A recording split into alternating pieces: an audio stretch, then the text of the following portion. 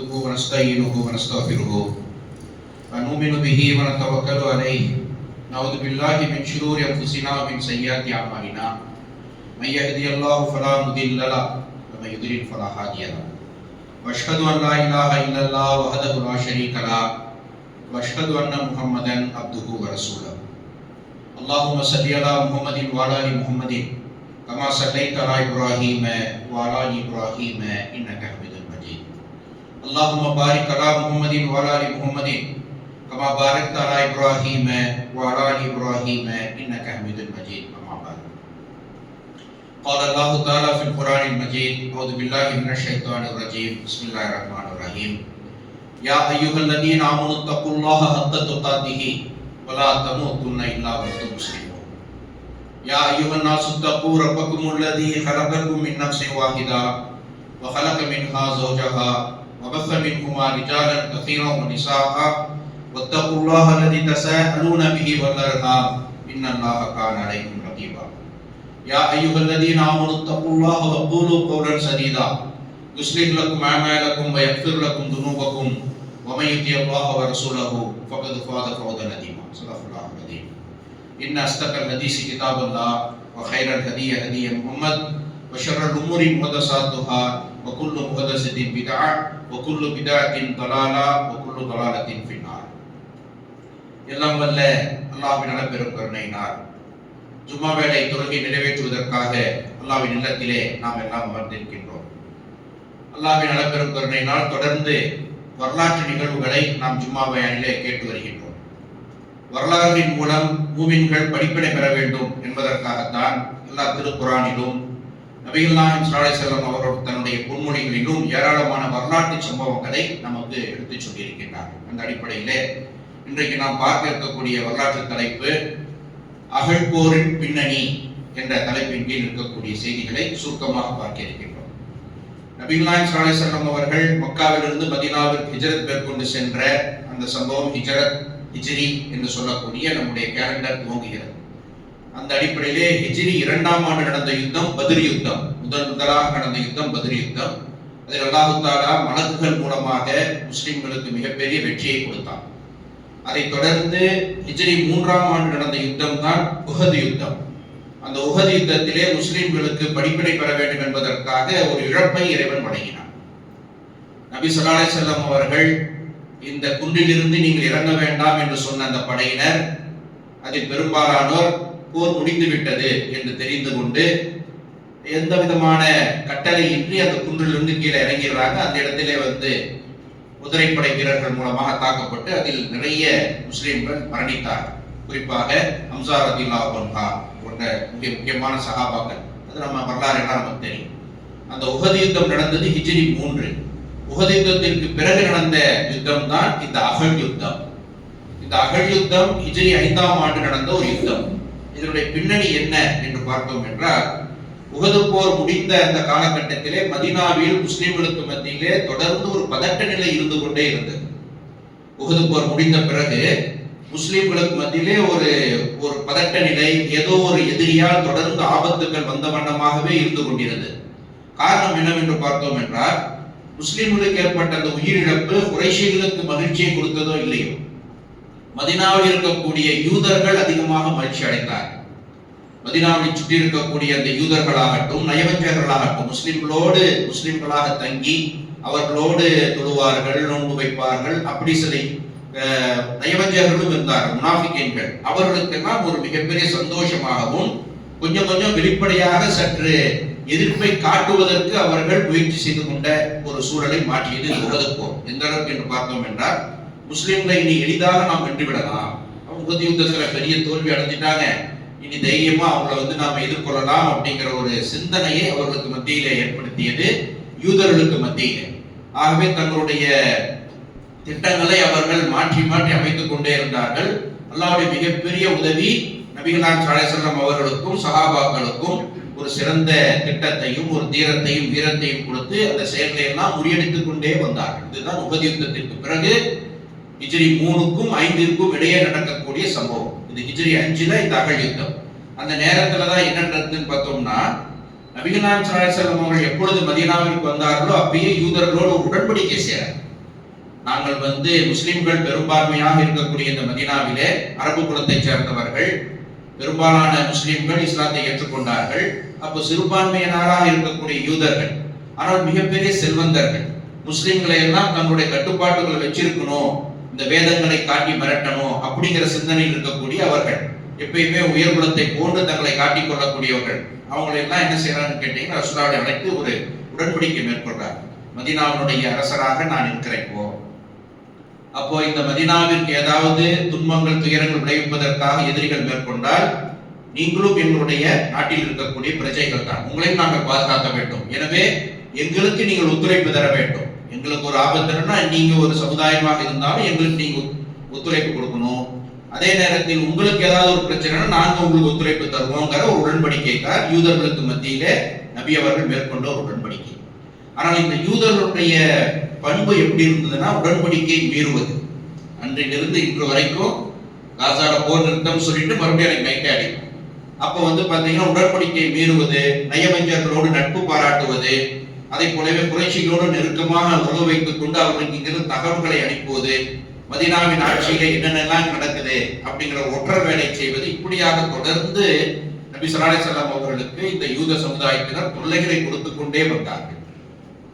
அதில் இரண்டு மிக முக்கியமான குலத்தவர்கள், அதில் ஒருவர் தான் பனு கைனுகா என்று சொல்லக்கூடிய கோத்திரத்தார், இன்னொருத்தர் பார்த்தீங்கன்னா பனு நலீர் கோத்திரத்தார். இந்த ரெண்டு கோத்திரத்தார் யூதர்கள் தொடர்ந்து தொல்லைகளை கொடுத்து கொண்டே இருந்தார்கள் என்பதை நாம் பல்வேறு ஹதீஸ்ல பார்க்க முடிகிறது. இந்த நிலையில் தான் இந்த உஹது போருக்கு பிறகு நபி ஸல்லல்லாஹு அலைஹி வஸல்லம் அவர்கள் மக்காவுடைய நிலைமை எப்படி இருக்குன்னு பார்க்கறதுக்காக ஒரு ஒற்றற்படை, 10 சஹாபாக்கள் அடங்கிய ஒரு ஒற்றற்படையை ஆசிம் பின் சாபித் அல் அன்சாரி ரலியல்லாஹு அன்ஹு தலைமையில அனுப்புறாங்க. இது ஏற்கனவே நமக்கு தெரிஞ்ச சப்ஜெக்ட். அப்ப ஆசிம் பின் சாபித் பின் அன்சாரியுடைய தலைமையில 10 ஒற்றர்களாக, அதுல ஒருவர் தான் ஹுபைப் ரலியல்லாஹு அன்ஹு. கேள்விப்பட்டிருக்கீங்களா? ஹுபைப் ரலியல்லாஹு அன்ஹு. அவரோட சேர்ந்து 10 பேர் போறாங்க. அந்த நேரத்துல இந்த தகவலும் அவங்களுக்கு தெரிஞ்சிருது. மக்காவில் இருக்கக்கூடிய குறைஷி காப்பில் அவர்களை பின்தொடர்ந்து செல்கின்றார்கள். ஒரு இடத்துல மதீனாவில் இருக்கக்கூடிய அந்த பேரித்தப்பட கொட்டைகளை சாப்பிட்டு போட்டுறாங்க இந்த சஹாபாக்கள். அதை பின்தொடர்ந்து சென்று ஒரு பெரும்படை அந்த 10 பேர்ல பெரும்பாலானோரை கொன்று விடுகிறது. அதுல ஒருவர் தான் ஹுபைப் ரலியல்லாஹு அன்ஹு சிறைபிடிக்கப்பட்டு மக்காவில் அந்த பத்ர் யுத்தத்தின் போது ஹுபைப் ரலியல்லாஹு அன்ஹு யாரை கொன்றார்களோ அதற்கு பழிவாங்குவதற்காக அந்த குடும்பத்துல போய் ஒப்படைச்சிடறாங்க. அப்ப அந்த ஹுபைப் ரலியல்லாஹு அன்ஹுடைய வரலாறு நம்ம எல்லாத்துக்குமே தெரியும். அப்ப அவர் அவருடைய அந்த நேரத்துல கைகள் விலங்கிடப்பட்டிருக்கிறது. அவர் கைகளில் திராட்சை கனிகள் இருந்தன. புகாரி வரக்கூடிய ஹதீஸ். மதீனாவில் இல்லாத ஒரு திராட்சை கனிகள் அவர் கைக்கு எப்படி வந்துச்சு? அல்லாஹ்வுடைய உதவி, அல்லாஹ் உணவளித்தான். அப்படி ஒரு சிறப்புக்குரிய ஒரு சஹாபி. அவர் தான் என்ன செய்யறாங்க? கடுமரத்துல ஏற்றுகிறார்கள். இந்த இடத்தில் எனக்கு பதிலாக முகமது இருந்தால் நன்றாக இருக்கும் என்று சொல்லிவிட்டால் உங்களுக்கு விடுதலை. அப்பதான் ஹுபைப் ரலியல்லாஹு அன்ஹு சொல்றாங்க, அவருடைய காலில் முள் தைப்பதை கூட நான் அனுமதிக்க மாட்டேன் என்று சொல்லி ஷஹீதானவர் தான் ஹுபைப் ரலியல்லாஹு அன்ஹு. இறந்தவருடைய உடலை கூட அப்படியே விட்டு வச்சாங்க இந்த மக்கத்து காஃபிர்கள். அந்த சம்பவம் எப்ப நடக்குதுங்க? இந்த உஹது யுத்தத்துக்கு பிறகு நடந்த ஒரு சம்பவம். ஹுபைப் ரலியல்லாஹு அன்ஹு அப்படிப்பட்ட ஒரு சிறந்த ஷஹீதாக அவர் இருந்தார். அதே நேரத்தில் மற்றொரு சம்பவத்துல பார்க்கலாம். அதுதான் பீரு மௌலா என்று சொல்லக்கூடிய ஒரு சம்பவம். பீரு மௌலா என்று சொல்லக்கூடிய சம்பவம். இந்த பீரு மௌலா சம்பவம் அது நீங்க நம்ம ஹதீஸ்ல கேள்விப்பட்ட சம்பவம். அது எப்ப நடக்குது? உஹது யுத்தத்துக்கு பிறகு. அது என்ன சம்பவம் பாத்தீங்கன்னா, அபு பரா என்று சொல்லக்கூடிய ஒரு மனிதன் ரசூலுல்லாஹ்ட்ட கேட்கிறாங்க, அல்லாஹ்வின் தூதரே அப்படின்னு சொல்லி சந்திக்கும் போது ரசூலுல்லாஹ் அவங்களுக்கு ஏகத்துவ பிரச்சாரத்தை வைக்கிறாங்க. அவர் இஸ்லாத்தை ஏற்றுக்கொண்டதாகவும் இல்லை, ஏற்கவில்லை என்றும் சொல்லலை. சைலண்டா கேட்டுட்டு சொல்றாரு, எங்கள் பகுதியிலே, நஜ்து பகுதியிலே மார்க்கத்தை சொல்வதற்காக எங்களுக்கு சில சஹாபாக்களை நீங்கள் அனுப்பி வைங்க என்று கேட்கிறார். புகாரில் வரக்கூடிய சம்பவம். 70 சஹாபாக்களை நபி ஸல்லல்லாஹு அலைஹி வஸல்லம் அவர்கள் அனுப்பி வைக்கிறார். அந்த 70 பேரும் திருமறை குர்ஆனை மரணம் செய்தவர்கள். திருமறை குர்ஆனை பிறருக்கு கற்றுக் கொடுக்கக்கூடிய ஆல்மோஸ்ட் எல்லாருமே இளைஞர்களாக இருந்தார்கள். அவர் என்ன செய்வாங்க? அப்படியே விறகுகளை சுமந்து கொண்டு திண்ணை தோழர்களுக்கு கொடுப்பார்கள். தண்ணீரை சுமந்து கொண்டு உது செய்வதற்காக மஸ்ஜிதே நபவியிலே கொடுப்பார்கள். பகலிலே இந்த வேலையை செய்வார்கள். இரவிலே தாவா பண்ணி, இப்படி நிறைய அவங்களை பற்றி சம்பவம். அந்த 70 பேரை கொண்டு போயிட்டு பீரு மௌனா என்று சொல்லக்கூடிய இடத்தில் கடுத்த எடுத்து கொன்றார்கள். இந்த சமயம் எப்படி நடக்குது?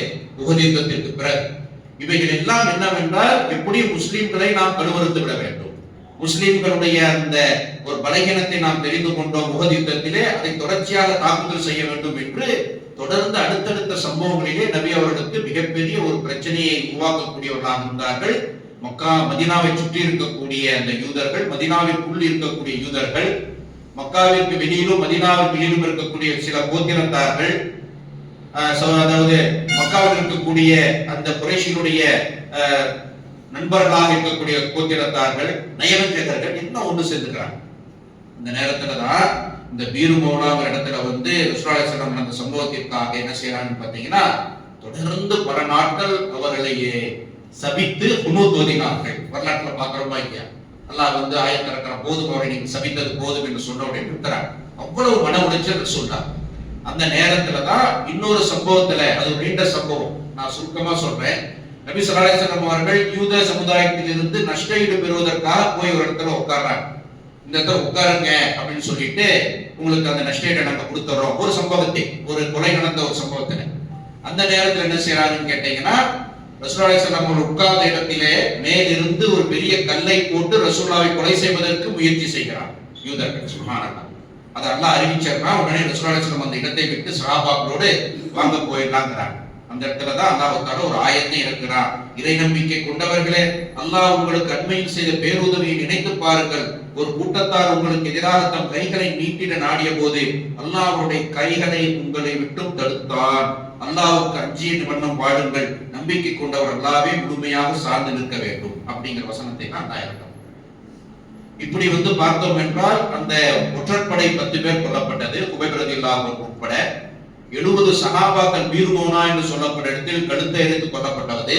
நபி ஸல்லல்லாஹு அலைஹி வஸல்லம் அவர்கள் கொலை செய்வதற்கு முயற்சி எடுத்தது. இப்படி அடுத்தடுத்த காரணங்கள் தான் நபி ஸல்லல்லாஹு அலைஹி வஸல்லம் அவர்கள் ஒரு எச்சரிக்கை விடுக்கின்றார்கள். பனு நலீர் கோத்திரத்தார், நன்கு கவனிக்கும் இந்த சப்ஜெக்ட். அப்ப அந்த பனு நலீர் கோத்திரத்தார்கள் தொடர்ந்து வந்து நிறைய தொல்லைகளை நமக்கு தர்றாங்க. இங்க இருந்து நிறைய செய்திகளை மக்காவில் இருக்கக்கூடிய குறைஷி மக்களுக்கு, காபிர்களுக்கு அனுப்பி விடுகின்றார்கள். இதற்கு பிறகு இவர்களுக்கு சலுகை காட்டுவதோ தொடர்ந்து மன்னிப்பதோ சரியான செயலாக இருக்க முடியாது என்று சொல்லி 10 நாட்களுக்குள் பனு நலீர் கோத்திரத்தார்கள் தங்கள் இல்லங்களை விட்டு வெளியேற வேண்டும் என்று சொல்ல ஒரு சட்டத்தை, ஒரு கட்டளை போடுறார். 10 நாள் உங்களுக்கு கெடு.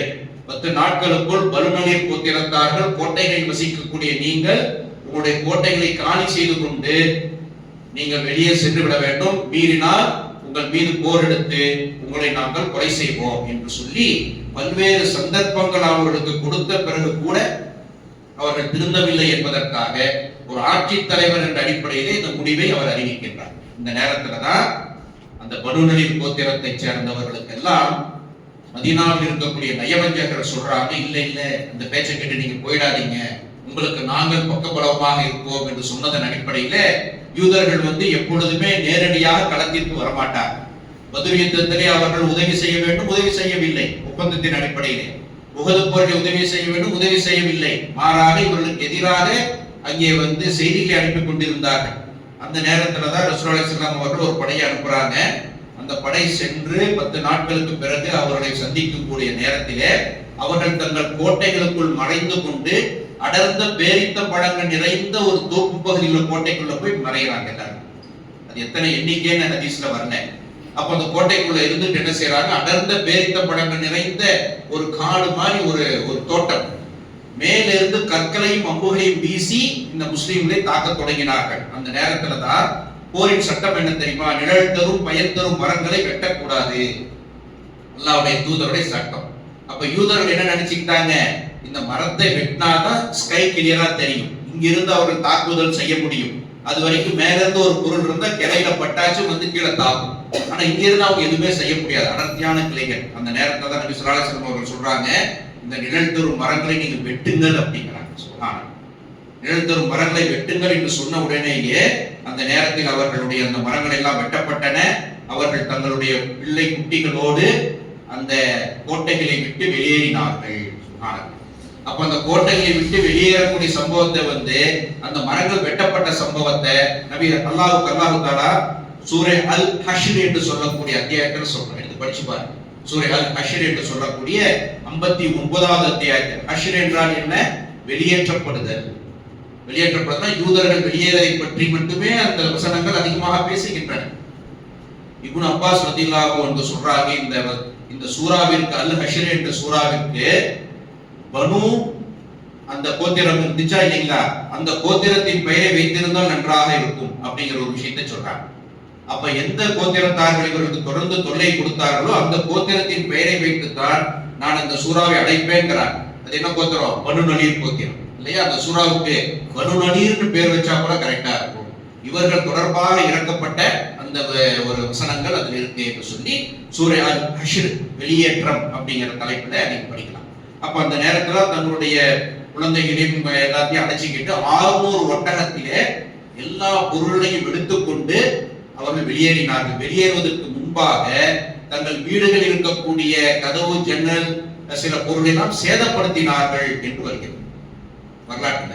கதவு ஜன்னலை கூட ஒரு சிலர் எடுத்துட்டு போனாங்க, ஒரு சிலர் சேதப்படுத்திட்டாங்க.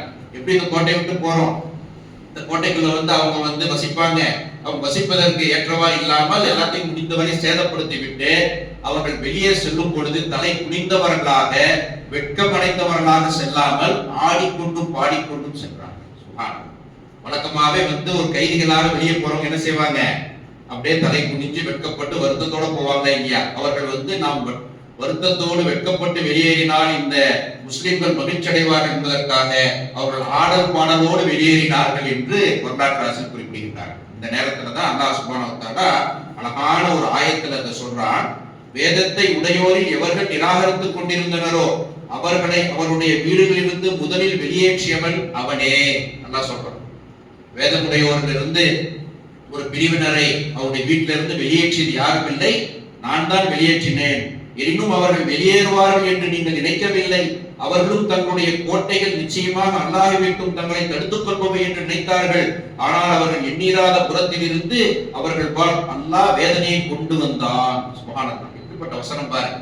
அவர்கள் கோட்டை விட்டு, இந்த யூதர்களாவது கோட்டை விட்டு போறதாவது என்று முஸ்லிம்கள் நினைத்துக் கொண்டிருந்தீர்களே, அவர்களும் இந்த கோட்டையில் இருந்து நாம் வெளியேற மாட்டோம், அல்லாஹ் இந்த கோட்டை விட்டு நம்மளை என்ன செய்ய முடியாது, வெளியேற்ற முடியாது, தடுத்துருவான் அப்படின்னு நினைச்சிட்டு இருந்தாங்க. ஆனால் அவர்களை எண்ணி பார்க்காத புறத்தில் இருந்து வேதனை கொண்டு வந்தோம், அவர்கள் இதயங்களில் பீதியை போட்டோம். அன்றியும் அவர்கள் தம் கைகளால், மூமின்களின் கைகளால் தம் வீடுகளை அழித்துக் கொண்டனர். தங்களுடைய கைகளாலும் மூமினுடைய கைகளாலும் அவர்கள் வீடுகளை அழித்துக் கொண்டார்கள். அவங்களும் அழிச்சாப்பிட்ட, இவங்களும் அழிச்சார்கள். எனவே அகப்பார்வையுடையோரே, நீங்கள் இதிலிருந்து படிப்பினை பெறுவீர்களா? இப்படிப்பட்ட வசனம் பாரு, 59வது அத்தியாயம் 2வது வசனம். அதை தொடர்ந்து அல்லாஹ் சொல்றான் 5வது வசனத்துல, நீங்கள் அவருடைய பேரித்த மரங்களை வெட்டியதோ அல்லது அவற்றின் வேர்கள் மீது அவை நிற்கும்படி விட்டு விட்டதோ அல்லாஹ்வின் அனுமதியாலும் அந்த பாசிக்குகளுக்கு, பாவிகளுக்கு இழிவுபடுத்துவதற்கு தான். இந்த மரத்தை வெட்டியது நான் தான் வெட்ட சொன்னேங்கிற அல்லாஹ்தான். அல்லாஹ்வுடைய அனுமதி இல்லாமல் ரசூலுல்லாஹ் வெட்டல. ஆனா பொதுவாக எழுந்தூர் மரங்களை வெட்டக்கூடாது என்ற சட்டம் இந்த ஒரு விஷயத்தில் மீறப்பட்டது. பனு நலீர் கோத்திரத்தாரை வெளியே அனுப்பும் பொழுது ரசூலுல்லாஹ் மீறார். அதை அல்லாஹ் சொல்றா, இந்த மரத்தை வெட்டினது நான் தான் சொல்லி வெட்டினேன். அதே போலவே சில மரங்களை நீங்க விட்டுட்டீங்க, இஷ்டம் இல்லைன்னு விட்டுட்டீங்களே, அதுவும் என்னுடைய நாட்டப்படிதான். எதற்காக தெரியுமா? இந்த பாசிக்குகள் என்று சொல்லக்கூடிய பாவிகளை இழிவுபடுத்துவதற்கு தான் என்று அல்லாஹ் இறக்கக்கூடிய அந்த வசனத்தை நம்ம பார்க்கிறோம். இப்படியாக அந்த பனு நலீர் கோத்திரத்தார்கள் வெளியே போறாங்க. அப்ப அந்த இடத்துல ரசூலுல்லாஹி ஸல்லல்லாஹு அலைஹி வஸல்லம் அவர்கள் மிகப்பெரிய ஒரு தலைவர் செய்ய வேண்டிய பொறுப்பை அந்த இடத்துல செய்கிறார். யோசிச்சு பாருங்க, புகாரில் வரக்கூடிய சம்பவம். இந்த பனு நலீர் கோத்திரத்தார் விட்டு சென்ற அந்த தோட்டங்கள், அந்த கோட்டைகள், அதுல முஸ்லிம்களுடைய பொருளாதார பிரச்சனை முதல்ல தீர்க்கிறார். அந்த பொருளாதார பிரச்சனை என்ன பிரச்சனை? சஹாபாக்கள் தங்களுடைய சொத்துக்களையும் எல்லா பொருளையும் விட்டு விட்டு தானே நாடோடிகளாக மதீனாவுக்கு வந்தாங்க. மதீனாவில் அன்சாரி தோழர்களுடைய வீட்டுல அவங்க ஒரு பகுதியில வாழ்ந்து கொண்டிருந்தார்களா இல்லையா? ரசூலுல்லாஹ் இந்த பிரச்சனைக்கு தீர்வு கொடுக்கணும்னு நினைச்சு சொல்றாங்க, நாம் என்ன செய்வோம், இந்த முஹாஜிர்களை எல்லாம் இந்த இடத்துல தங்க வச்சிடலாம். அவர்கள் தங்களுடைய அன்சாரி தோழர்களுடைய வீடிலிருந்து வெளியேறட்டும் இல்லையா? இன்றைக்கு குடியிருப்பு கட்டி வைக்கிறோமா இல்லையா? அது மாதிரி ரசூலுல்லாஹ் ஒரு திட்டம் பெறாங்க. அந்த திட்டத்தினுடைய அடிப்படையில ரசூலுல்லாஹி ஸல்லல்லாஹு அலைஹி வஸல்லம் இந்த பனு நலீருடைய இந்த கோத்திரத்தார் வெளியேறிய உடனேயே எல்லாரையும் தாபித் பின் கைஸ் ரலியல்லாஹு அன்ஹு அவர்களை சொல்றாரு, எல்லா அன்சாரிகளையும் அழைத்துக் கொண்டு வாருங்கள். எல்லா அன்சாரியும் அழைத்துக் கொண்டு வர்றாங்க. எனது அருமை அன்சாரி தோழர்களே, அல்லாஹ் உங்களை புகழ்ந்து பல இடங்களிலே சொல்லி இருக்கிறார். உதவியாளர்கள் என்று அன்சாரிங்கிற பெயரை வச்சது யாருங்க? அல்லாஹ் குர்ஆன்ல வைத்ததாக அறிவிக்கின்றார். அப்படிப்பட்ட நீங்க அன்சாரி தொடர்களாக இருக்கின்றீர்களே, உங்களிடத்திலே நான் ஒரு கோரிக்கை வைக்கின்றேன். ஒரு தலைவனுக்கே ஒரு பண்பு, கட்டளை அல்ல, கோரிக்கைங்கிறார் ரசூலுல்லாஹி ஸல்லல்லாஹு அலைஹி வஸல்லம். அது என்ன தெரியுமா? இந்த பனு நலீர் கோத்திரத்தார் விட்டு சென்ற இந்த கோட்டைகள், அவருடைய அந்த தோட்டங்கள், அவைகளை நீங்கள் அனுமதி கொடுத்தால் முஹாஜிர்களுக்கு முழுமையாக நான் கொடுத்து விடலாம் என்று நினைக்கின்றேன். அவர்களுடைய வீடுகளில் இருந்து வெளியேறி விடுவார்கள். உங்களுக்கு டிஸ்டர்பன்ஸ் இல்லாம இருக்குமா இல்லையா? என்னதான் இருந்தாலும் இன்னொரு ஃபேமிலி நம்ம ஃபேமிலிக்குள்ள இருந்தா என்ன ஆகுங்க? டிஸ்டர்பன்ஸ் எண்ணத்தில் இல்லை என்றாலும் நடைமுறையில சில விஷயம் நடக்கத்தான் செய்யும். அப்படி ஒரு விஷயத்தை சொல்லும் பொழுது அன்சாரின் தலைவர்கள் சாது பின் உபாதா ரலியல்லாஹு அன்ஹு, அதை போலவே சாது பின் முஆத் ரலியல்லாஹு அன்ஹு, இவங்க ரெண்டு பேரும் தான் முக்கியமான தலைவர்கள். சாது பின் உபாதா ரலியல்லாஹு அன்ஹு யாருங்க? முதல் அகபா உடன்படிக்கையிலும் இரண்டாவது அகபா உடன்படிக்கையும் நடப்பதற்கு உறுதுணையாக இருந்தவர். மதீனாவிலே இஸ்லாம் பரவுவதற்கு அதிகமாக உழைத்தவர் சாது பின் உபாதா ரலியல்லாஹு அன்ஹு அவர்கள். கஸ்ரஜ் கோத்திரத்தைச் சேர்ந்தவர்கள். அப்ப அவங்க ரெண்டு பேரும் சொல்றாங்க, அல்லாஹ்வின் தூதரே, பொருள்கள் அனைத்தையும் முஹாஜிர்களுக்கே கொடுத்து விடுங்கள், மேலும் அவர்கள் இதுவரை எங்கள் இல்லங்களில் தங்கி இருந்தது போலவே தொடர்ந்து தங்கிக் கொள்ளட்டும். சுப்ஹானல்லாஹ். இந்த வீட்டிலே இருக்கட்டுங்க, சொத்தையும் அவங்களுக்கே கொடுங்க, அவர்கள் கோட்டையிலையும் தங்கட்டும், இந்த வீட்டிலேயும் தங்கட்டும், இது என்ன பிரச்சனை, எல்லாம் அவங்களுக்கே கொடுங்க என்று சொல்லி சுப்ஹானல்லாஹ் அன்சாரிகள் அப்படிப்பட்ட ஒரு மிகப்பெரிய பெருந்தன்மையோடு அவர்கள் அங்கே நடந்து கொண்டார்கள். அந்த நேரத்தில் ரசூலுல்லாஹி ஸல்லல்லாஹு அலைஹி வஸல்லம் அவர்கள் இல்ல அவங்க வெளியே போட்டு சொல்லி சில சஹாபாக்களை அந்த கோட்டைக்குள் சென்று தங்க அனுமதி கொடுத்தார்கள். அந்த நேரத்தில் ஏழ்மையில் இருந்த ஒரு சில அன்சாரிகளுக்கும் ரசூலுல்லாஹ் அதிலிருந்து பங்கு கொடுங்கிறார். சில அன்சாரிகள் ஏழ்மையில் இருப்பாங்களே இல்லையா, அவங்களுக்கும் இதிலிருந்து பங்கு கொடுங்க என்று சொல்லி முதல் முறையாக போரிலே கிடைத்த அந்த வெற்றி பொருள்கள் பத்ர் யுத்தத்திற்கு பிறகு இந்த லோக்கல்ல கிடைச்ச ஒரு அந்த யுத்த பொருள்களை நபி ஸல்லல்லாஹு அலைஹி வஸல்லம் அவர்கள் தன் விருப்பப்படி செலவிட அல்லாஹ் அனுமதி கொடுத்திருந்த போது அல்லாஹ் என்ன சொல்றா? போரிலே கிடைத்த பொருள் எல்லாம் அல்லாஹ்வுடைய தூதருக்கு உண்டானது, 1/5 பகுதி அவங்களுக்கு சொல்லி சட்டத்தை இறக்கிட்டான் சூரா அன்ஃபால்ல ஏற்கனவே. அப்ப அந்த இடத்துல ரசூலுல்லாஹி ஸல்லல்லாஹு அலைஹி வஸல்லம் அந்த உரிமை இருந்தும் கூட அன்சாரிகளை கூப்பிட்டு வச்சு அவங்களை கண்ணியப்படுத்தி அவரிடத்திலே அனுமதி பெற்று முஹாஜிர்களுக்கு, காரணம் என்னவென்றால் அவர்களுக்கு அந்த பொருள் தேவை இருந்தது அந்த முஹாஜிர்களுக்கு என்ற அடிப்படையிலே அவர்களுக்கு கொடுத்தார்கள் என்று சொல்லக்கூடிய இந்த விஷயத்தையும் நாம் பார்க்க முடிகிறது. இதனுடைய தொடர்ச்சியை நாம் இரண்டாவது முறையை பார்ப்போம். ஆஃபிரு தஅவானா அல்ஹம்துலில்லாஹி ரப்பில் ஆலமீன்.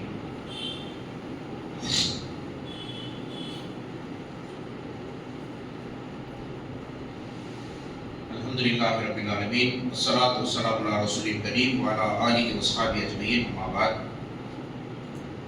ஹிஜ்ரி 5ஆம் ஆண்டு நடந்த அஹ்ல் யுத்தத்தின் பின்னணி என்ன அப்படிங்கிறத நாம் பார்த்து வருகின்றோம். உஹது யுத்தத்திற்கு பிறகு நபி ஸல்லல்லாஹு அலைஹி வஸல்லம் அவர்களுக்கும் சஹாபாக்களும் தொடர்ந்து பல தொல்லைகள். அந்த அடிப்படையிலே பனு நலீர் என்று சொல்லக்கூடிய கோத்திரத்தாரை ரசூலுல்லாஹி அலைஹி வஸல்லம் அந்த ஊரை விட்டு போக சொல்றாங்க. அவர்கள் வசித்த கோட்டைகளுக்குள் முஹாஜிர்களை தங்க வைத்தார்கள் என்ற செய்திகளை முதலாவது உரையிலே நாம் பார்த்தோம். இப்படி தொடர்ச்சியாக இந்த பிரச்சனைகள் இருந்து கொண்டிருக்கக்கூடிய நேரத்துல தான் ஹிஜ்ரி 8ஆம் ஆண்டு வரை இவர்களுக்கு மத்தியிலே இந்த போராட்டம் இருந்து கொண்டே இருந்தது. நம்ம எல்லாத்துக்குமே தெரியும். பத்ர் வெற்றி, அதாவது மக்கா வெற்றி வரைக்குமே முஸ்லிம்களுக்கும் மக்கத்து காஃபிர்களுக்கும் இடையே பிரச்சனை இருந்து கொண்டே இருந்தது. அந்த நேரத்துல தான் இந்த யூதர்களை பொறுத்தவரை குறைஷிகளை விட அதிகம் பாதிக்கப்பட்டவர்கள் யூதர்கள். பனு நலீர் கோத்திரத்தார் வெளியே அனுப்பிச்சிட்டார். அதே போலவே பனு நலீர் கோத்திரத்தாருடைய காப் பின் அஷ்ரஃப் என்று சொல்லக்கூடிய ஒரு மனிதனை ரசூலுல்லாஹி ஸல்லல்லாஹு அலைஹி வஸல்லம் அவர்கள் ஒரு சஹாபியை விட்டு கொலை செய்ய சொல்றார். அவ்வளவு பிரச்சனை பண்ணான் இந்த கோத்திரத்தார் வெளியே போறதுக்கு முன்னாடியே, உஹது யுத்தத்துக்கு முன்னாடியே. இப்படி அடுத்தடுத்து இவர்கள் பாதிக்கப்பட்டதன் காரணமாக எப்படியும் இவர்களை நாம் இங்கிருந்து வெளியேற்றப்பட்டு விட்டோம், நம்முடைய வீட்டை விட்டு வெளியேறிட்டோம், இதற்கெல்லாம் காரணம் நாம் செய்த தவறு என்று உணராமல் வீட்டை விட்டு வெளியேறும் போதே வெறுப்புணர்வையும் பகை உணர்வையும் வளர்த்து கொண்டு சென்றவர்கள் தான் இந்த யூதர்கள். அந்த யூதர்கள் முடிவெடுக்கிறாங்க, நாம் ஏதாச்சும் பண்ணி ஆகணும். பொருளாதாரம் இருந்துகிட்டே இருக்கு அன்று முதல் இன்று வரை. அப்ப அவங்க என்ன செய்யறாங்கன்னு கேட்டீங்கன்னா, கிட்டத்தட்ட அந்த முஸ்லிம் மீது இருந்த வெறுப்பையும் பகைமையையும் அவர்கள் வளர்த்து கொண்டே இருந்தார்கள். அந்த நேரத்துல தான் 50 பேர் சேர்ந்து ஒரு யூத குழுக்கள் என்ன செய்யறாங்க, போய் மக்காவில் இருக்கக்கூடிய அபூ சுஃபியானை சந்திக்கிறாங்க. சுப்ஹானல்லாஹ். இதுதான் அந்த அஹ்ல் யுத்தத்திற்கான பின்னணி.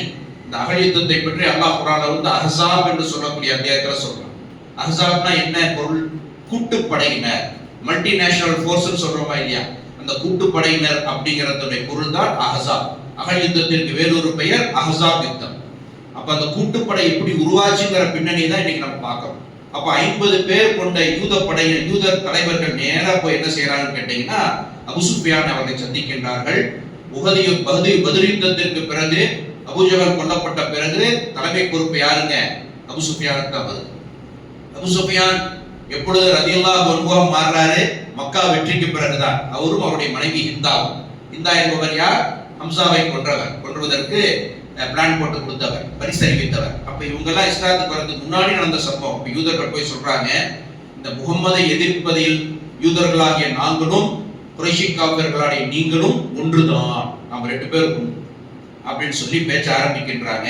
அபூ சுஃபியான் ஒரு சிறந்த சிந்தனைவாதி, மிக சிறந்த வியாபாரி. பிற்காலத்துல அவர் பாத்தீங்கன்னா ரொம்ப நாள் இஸ்லாமிய வரலாற்றை இடம் பிடிக்கிறார். அப்போ அவர் சொல்றாரு, யூதர்களே நீங்கள் அறிவுடையவர்கள் அப்படிதான் பேசுறார். உங்களுக்கு அல்லாஹ் தஆலா வேதத்தை கொடுத்திருக்கின்றார், எங்களுக்கு எந்த வேதமும் கொடுக்கப்படவில்லை. ஆனால் எங்களுடைய சகோதர சமுதாயமாக இருக்கக்கூடிய அந்த முஸ்லிம்கள் சொல்கின்றார்கள் அவர்களுக்கு வேதம் கொடுக்கப்பட்டபடி. அப்ப அவங்களுக்கும் இறைவன் வேதத்தை கொடுத்திருக்கிறான், அதை நாங்க ஏத்துக்கல. உங்களுக்கும் வேதத்தை கொடுத்திருக்கிறான். உங்க வேதத்தின் அடிப்படையிலே நீங்கள் கொஞ்சம் ஒரு விஷயத்தை சொல்லுங்க, யாருடைய மார்க்கம் சரியானது, சிறந்தது?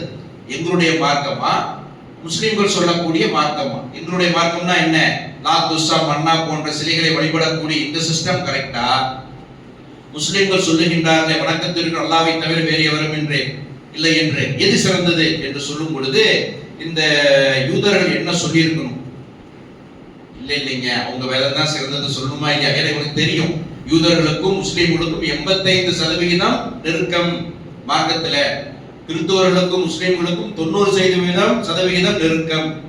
மூசா நபி வரைக்கும் நம்மள யாரெல்லாம் அல்லாஹ் தஆலா நமக்கு நபியாக அனுப்பிச்சானோ அதெல்லாம் ஈமான் கொண்டவர்கள் தான் யூதர்கள். மூசா நபி அவர்கள் முஹர்ரம் மாசம் 10ஆம் நாள் காப்பாற்றப்பட்டார்ங்கிற செய்தியை அவங்க தான் சொல்றாங்க, ரசூலுல்லாஹ் அங்கீகரிக்கிறார். இப்படி இணக்கமானவர்கள். ஆனால் வேதத்தின் அடிப்படையில் அவர்கள் வாழவில்லை. அதே போல கிறிஸ்தவர்கள் வேதத்தின் அடிப்படையில் வாழாமல் ஈசா நபி இறைவனின் மகன் என்று சொல்லக்கூடிய ஒரு விஷயத்தில், அதனால் தான் அவர்கள் சபிக்கப்பட்டவர்கள், கோபத்திற்கு ஆளானவர்கள். கைரில் மக்தூபி அலைஹிம் துஆ கேட்கிறோமா இல்லையா? எல்லாம் உன்னால் சபிக்கப்பட்டவர்களுக்கும் உன்னுடைய கோபத்திற்கு ஆளானவருடைய வழி எங்களுக்கு காட்டிராதே என்று சொல்லி நாம 17 முறை குர்ஆன் அந்த துஆவை ஓதுற தொழுகையில. அப்ப அப்படிப்பட்ட அந்த யூதர்கள் என்ன சொன்னார்கள் என்றால், இல்லை இல்லை, உங்கள் மார்க்கம் தான் சிறந்தது அப்படிங்கிறாங்க. யாரை பத்தி சொல்றாங்க? அபூ சுஃபியானை பார்த்து சொல்றாங்க, உங்களுடைய மார்க்கம் தான் பெஸ்ட், அவங்க எல்லாம் சும்மா ஏதோ சொல்லிட்டு இருக்கிறாங்க என்று சொல்லும் பொழுது அல்லாஹ் சுப்ஹானஹு வ தஆலா ஒரு ஆயத்தை இறக்குகின்றான். சுப்ஹானல்லாஹ். அந்த ஆயத்து என்ன தெரியுமா? மிக சிறந்த ஒரு ஆயத்து. நமக்கு அதுல நிறைய படிப்பினை இருக்கிறது. அப்ப அந்த ஆயத்துல அல்லாஹ் சுப்ஹானஹு வ தஆலா சுட்டி காட்டுகின்றான்.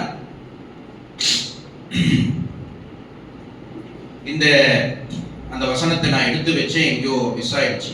இருந்தாலும் அந்த ஆயத்துல அல்லாஹ் சுப்ஹானஹு வ தஆலா அந்த யூதர்களை பொறுத்தவரை சொல்லி காட்டுகின்றான், வேதத்திலிருந்து சிறிதளவு அறிவு வழங்கப்பட்டவர்களை நீர் கவனிக்கவில்லையா?